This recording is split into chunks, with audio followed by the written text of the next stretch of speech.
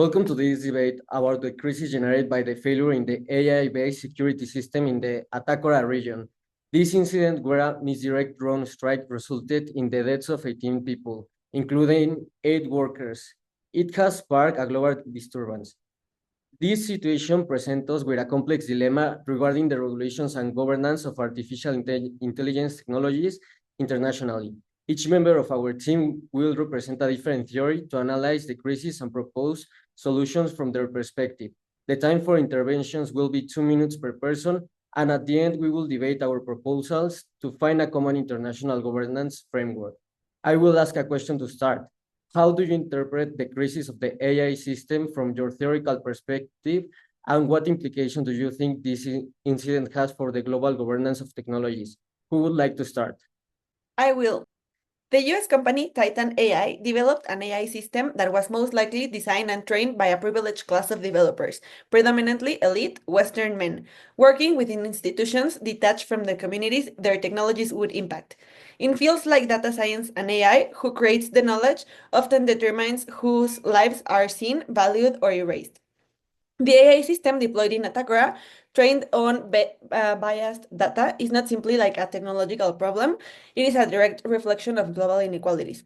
The fact that some are discussing like only AI in this context is deeply concerning, as it highlights how some regions are more like vulnerable than others. The 18 deaths that occur are reduced to just numbers, filtered through a culturally blind lens. This tragic incident exposes the exclusion embedded in our international system, revealing that it was not only a matter of time before something like this occurred. Social processes nowadays are being automated, transforming social and political issues into mathematical problems with a technical solution. We cannot dehumanize these issues. The situation is a clear example of how decision-making structures are dominated by elite actors, and those most affected, like the people of Atacora, are the ones who have less power to influence these decisions.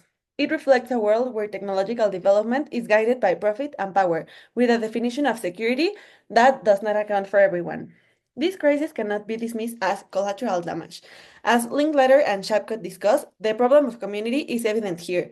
Who belongs in this global community? Who defines the rules and of exclusion and inclusion? Who can create a global society that listens and respects to the other? Emancipation in this context goes beyond regulating AI more effectively. It means addressing the moral exclusions that technologies reinforce and building global systems that give everyone a voice while protecting human dignity.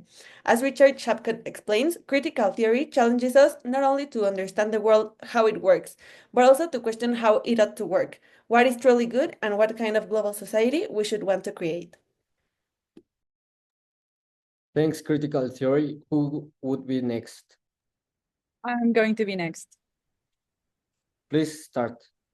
Okay, so the crisis in the Atacora region represents a critical failure in the system of cooperation, institutional oversight, and technological governance. This tragedy was not merely a technological malfunction, but the result of insufficient transparency, poor data regulation, and a lack of international accountability in the deployment of high-risk AI systems.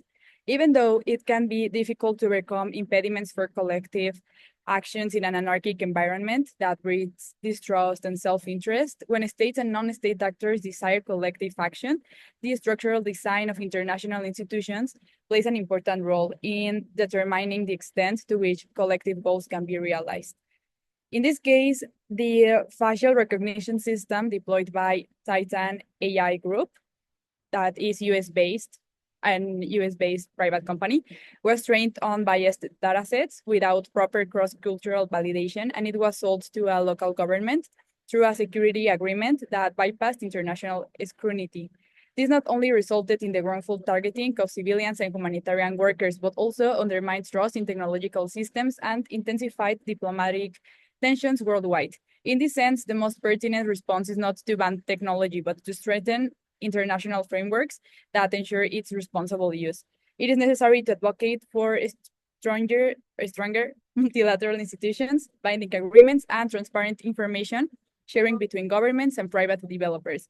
AI cannot be governed unilaterally or in secrecy, as global problems require cooperative solutions, and this tragedy proves the urgency of building robust governance mechanisms for AI technologies. Thanks, neoliberalism. Please, Constitution, start. From the constructivist theory, what I see is that the identity and the interest of the actors are not naturally given but socially constructed by shared ideas, norms, and meanings. And therefore, starting from this idea, the three central axes of this case would be: one, construction of identities, the technological and cultural order, power, because it belongs to the US and it reinforces the belief that it's a colonizing technology. Also, it is perceived for the US that the local population of Atacora is seen as a threat for their homeland. Second, emerging norms and contested social structures, because in this case, it's seen that there is a complete absence of intercultural norms, and this implies that in the construction of this AI program, it's only the US identity, the one that is considered, and this is why the international system reacted in ways of protest, because it was a sign of identity reconstruction about technology, specifically about AI. All this with the objective of building a basis based in transparency, algorithmic ethics, and accountability. The last point is global narratives and the discourse of responsibility, because there is a technological neutrality discourse mainly performed by the Titan AI group that mainly repeats that they are seeking the dispolitization of the AI, but constructivism noticed that every technology has to reach specific objectives and interests of its creators. That said, it's clear that in this case, illustrates how technology is not neutral because it reflects and reproduces socially constructed identities, narratives, and norms. The tragedy in Atacora has spurred a global process of normative resignification, where non-state actors are reformulating the moral and legal frameworks that should guide the use of AI in sensitive contexts. If this norm building process was institutionalized, it could transform the international system towards a more ethical and multicultural technological governance. To start, this debate will last 10 minutes. I will start with one question. What type of solutions or specific proposals do you think should be adopted internationally to avoid similar incidents in the future? Remember that this discussion is to find a solution, and who would like to start? Please, critical theory. Well, now that we recognize the structural injustice in AI deployment, we should provide reparations to the victims' families, financial compensation, and community rebuilding support. First, I propose that Titan AI Group must issue a formal public apology for the deaths caused by its technology, acknowledging the role of biased data and its ethical responsibility, because the recognition of harm is important to justice. This should not be a symbolic act. It should affirm the humanity of those who were killed and mark the first step in restoring the visibility and dignity in the international system and global discourse. So failure to apologize perpetuates the logic of moral exclusion. I don't know what you think, constructivism and neoliberalism. Who would be next? Please, neoliberalism. Okay, so it is evident that the recent crisis in the Atacora region illustrates the dangers of deploying advanced technologies like AI without multilateral oversight. So in response, we propose the establishment of a multilateral framework for the ethical use of AI in security applications. This framework would operate under the guidance of the United Nations or a new specialized international body dedicated to regulating artificial intelligence in the field of security. And well, while it's true that corporate interests and unequal global structures played a role in this tragedy, critical theory tends to emphasize critique over solutions. So it calls for systemic change, but in urgent crises like this, what is needed are immediate, enforceable frameworks, not just long-term transformations on the global order. Thanks, constructivism. A possible solution for the tragedy in Atacora may be the establishment of international standards on responsible AI based on ethics, multiculturalism, and human rights, or the creation of multilateral mechanisms of algorithmic validation where diverse actors like civil societies, governments of the Global South, and digital rights experts participate in the creation of standards. All this because, as said before, constructivism postulates that the normative frameworks guiding international behavior must emerge from the shared intersubjective understandings. Thanks. Please, critical theory. Yes, I like both ideas. I think something that involves collaboration, it's like very good. But also I think that in this like framework, we should create like a tribunal, a global tribunal for algorithmic harm. And that would be also helpful for constructivism and neoliberalism because it would investigate, deliberate, and rule on cases where AI technologies result in human rights violations. AI companies must conduct in this new tribunal cases where like well trials where they can go like the companies and go through different phases, and these trials should like include collaboration with local civil society, anthropologists, etc. Invite community to review panels to assess harms and biases, also use relational ethics to approach and identify how AI decisions might reproduce historical patterns of domination or exclusion, and overall start questioning the predictions that machine learning is generating through the patterns that they identify. Thanks, neoliberalism. Sorry. I agree with critical theory in some parts because while constructivism rightly points out the importance of building ethical norms around AI use, constructivism lacks institutional tools to ensure compliance.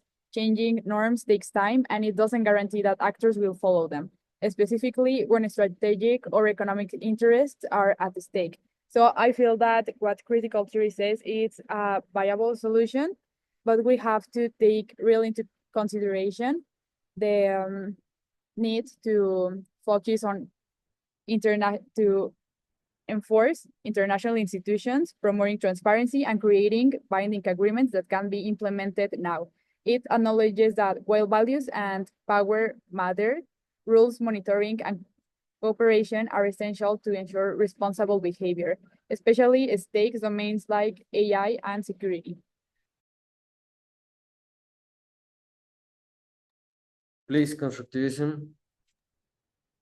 The constructivist theory also agrees with the neoliberal and the critical theory solutions, but I think that it's important to ask ourselves if transforming norms within the state system offer enough for systemic justice, if is norm changing enough or is structural revolution required in this case, like the protest that said in the case that the states did because of the accident, and specifically about the neoliberal theory, I think that it's important to ask that how can institutions truly constrain actors if their identities and moral assumptions remain unchanged? Thanks. Please, neoliberalism. Okay, so taking into account that what we need is to create an institution and also to attend what other people needs, is we could create this like multi-stakeholder governance council in which we could include representatives from government, civil society, tech companies, and international organizations to promote ongoing dialogue, update ethical standards as well, and coordinate responses to future crises. And we could also recommend that all technology transfers and AI exports be conditioned upon adherence to this international framework that we will be creating, taking into account different perspectives and, well, mainly cooperation, so that we can ensure that AI is not deployed in ways that violate fundamental rights. Thanks. Please, critical theory.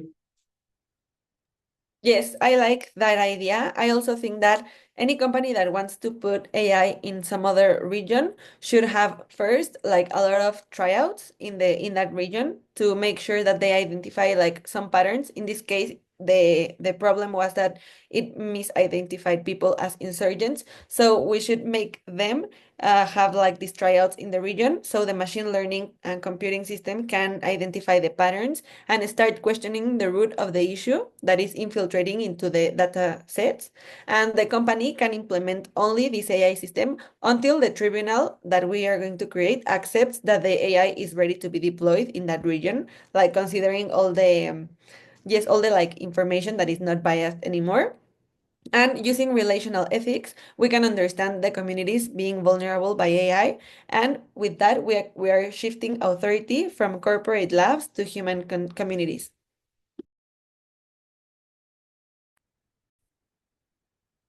Thank you, critical theory, neoliberalism, and constructivism.